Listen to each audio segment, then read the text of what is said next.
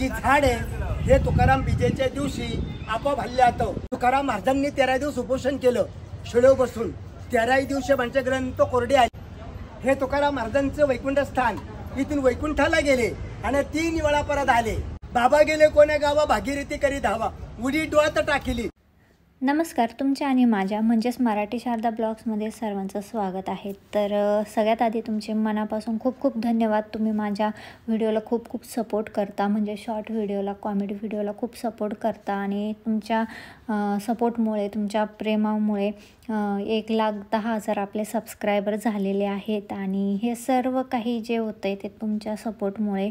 आणि 2-3 पेमेंट पण आलेले आहेत. आणि अजून एक गुड न्यूज तुम्हाला लवकरात लवकर कळणार आहे, ती थोडी काही दिवसानंतर कळेल.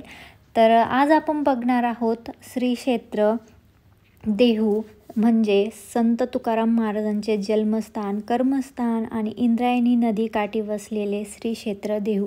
तर इथे सगळ्यात आधी आम्ही आलो होतो जे आपले संत तुकाराम महाराजांचं जे घर आहे. म्हणजे आम्ही आधी मंदिरात तिकडे गेलो नाही, तर ह्या मंदिरामध्ये आलो. तर इथे बघू शकता तुम्ही, इथं त्यांचं जो वाडा आहे किंवा जे आधीचं घर होतं ते तिथं त्यांचा जन्म झाला तिथे आलेलो आम्ही.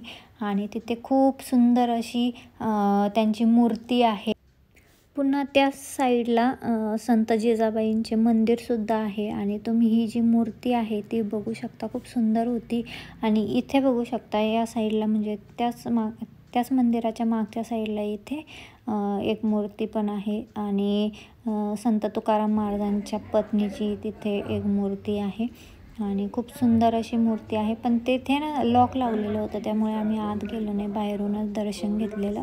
आणि नंतर आलेलो आम्ही ते जन्मस्थान वगैरे बघितल्याच्या नंतर उतरून आलेलो आपलं जे मुख्यद्वार आहे देहूचं मंदिराचं, तर तिथे आलेलो दर्शनासाठी. आणि खूप सुंदर असं ते जे मेन गेट आहे, खूप सुंदर असं आहे. तिथे वरती तुकाराम महाराज गरुडावरती बसलेले आहे. खूप म्हणजे खूप छान दिसतं ते.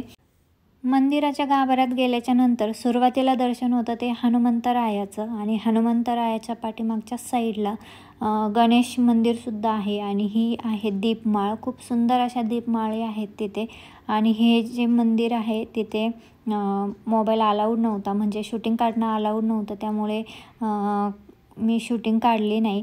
विठ्ठल रुक्माईचं मंदिर म्हणजे मूर्ती आहे तिथे खूप सुंदर अशी. आणि त्याच्याच साईडला तुकाराम महाराजांचं शिळा मंदिर आहे. वैकुंठ मंदिर आणि शिळा मंदिर असं आहे तिथे. खूप सुंदर असे छोटे छोटे मंदिर आहेत.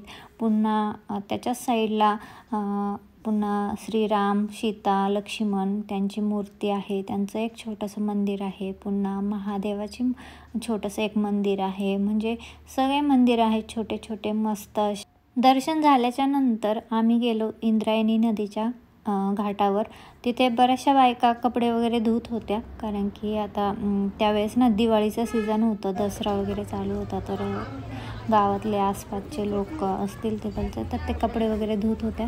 पण ठीक आहे, त्या घाटावरती खूप छान असं म्हणजे जे भाविक यायचे आधी पाय धुवून वगैरे मग दर्शनाला जायचे. आम्हाला काही माहिती नव्हतं, मग आम्ही काही इकडे आलो नाही. पाहता येते तुला? सॉक्स काढा, सॉक्स काढा, सॉक्स काढ का ना. तर याच इंद्रायणी नदीमध्ये संत तुकाराम महाराजांच्या ज्या गाथा होत्या त्या बुडवल्या होत्या. आणि त्यानंतर आम्ही गेलेलो वैकुंठ गमन स्थान मंदिरामध्ये.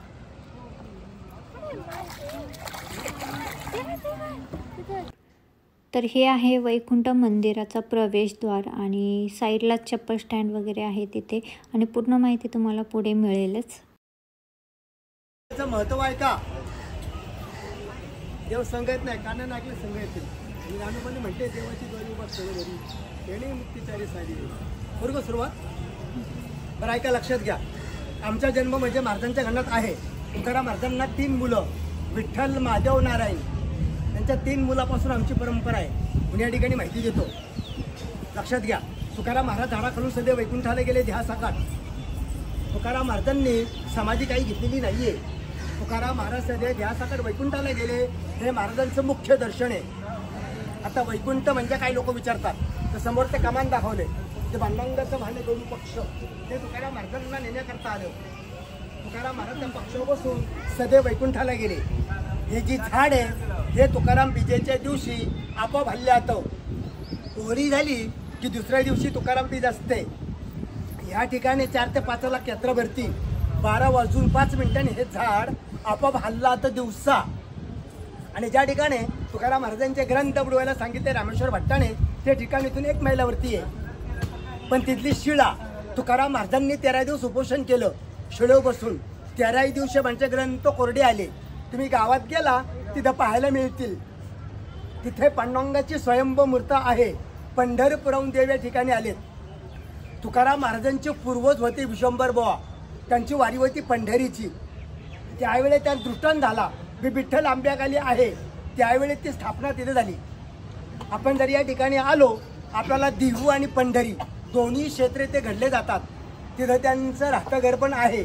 ज्या ठिकाणी महाराजांनी अभंग लिहिले एकांतवासी, तो भंडार डोंगरीतून 3 मैलावरती आहे. हे तुकाराम महाराजांचं वैकुंठ स्थान. इथून वैकुंठाला गेले आणि 3 वेळा परत आले. एक संताची जगणारे तिली समाजातले, त्यांच्याकरता तुकाराम महाराजांची मुलगी भागीरथबाई तिच्याकरता, आणि संत निळोबा राया त्यांच्याकरता.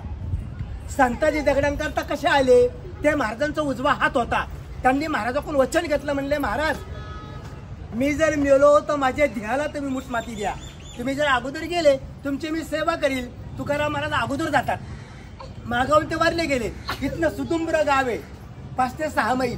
तर गावकऱ्यांनी खड्डा वगैरे खणला, देह गाडायचा प्रयत्न केला. देह काय गाडला जात नाही, ते आपापूर येऊ लागला. ज्यावेळी तुकाराम महाराज वैकुंठावरून आले, महाराजांनी माती टाकली, त्यावेळेस ते देह काढला गेला. तुकाराम महाराजांची मुलगी तुकाराम महाराज वैकुंठ जाता वेळेस भागीरथबाई शास्त्री होती, नांदायला गेलती. भागीरथबाईने इंद्रणीच्या कडेने वडिलांचा धावा केला. बाबा गेले कोण्या गावा भागीरथी करी धावा, उडी डोळ्यात टाकली, मच्छन मच्छवर झल्ली. पांडुरंगाने मच्छ अवतार धारण धरला, त्याला ते ताडलं गेलं. आणि संत निळोबा राया ते आहे तर पानवेल तालुका नगर जिल्हा पिंपळनेर त्यांचं गाव आहे. निळोबा राया इथं आले. तुकाराम महाराज इथं नव्हते. तुकाराम महाराज वैकुंठाला गेलते. निळोबा रायांनी या झाडाखाली 42 दिवस उपोषण केलं, बिगर अन्न ना पाणी घेता. स्वतः देव आले भेटायला पांडुरंग. म्हटलं देवा मी तुझ्याकरता नाही आलो, मी तुकाराम महाराजांकरता आलो. निळोबा रायांनी अभंग केलाय उपदेश्वर देवाला. येथे तुझं लागी बोलविले कोणी, प्रार्थना वाचून आला सिक्का परला तर कैवारी दैत्याची दंडया. स्तंभी देव राया प्रगटोणी, तैशा परी संकट नाही मजला, तरी का फुकट श्रम केला. निळा म्हणे आम्ही न ओळखूची देवा, तुकाचा धावा करीत असेल.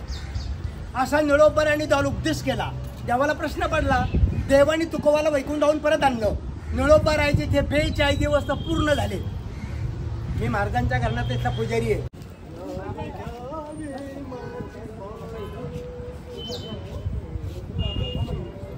तर इथे जी माहिती सांगितली ती बाबांनी खूप सुंदर आणि अप्रतिम, तुम्हाला सर्च करून गुगलवरती सर्च करून सुद्धा भेटणार नाही एवढी म्हणजे सुंदर अशी माहिती सांगितली त्यांनी. आणि इथे बघू शकता तुम्ही संत तुकाराम महाराजांच्या जीवनातील काही ज्या गोष्टी घडल्यात त्या अशा रेखाटलेल्या आहेत इथे. नंतर आम्ही भंडाऱ्या डोंगरावरती गेलो, तिथे पण दर्शन झालं आणि त्याचा व्हिडिओ जास्त मी शूट नाही केला. तर चला भेटूया पुढच्या व्हिडिओसोबत. तोपर्यंत बाय बाय. लाईक शेअर आणि सबस्क्राईब.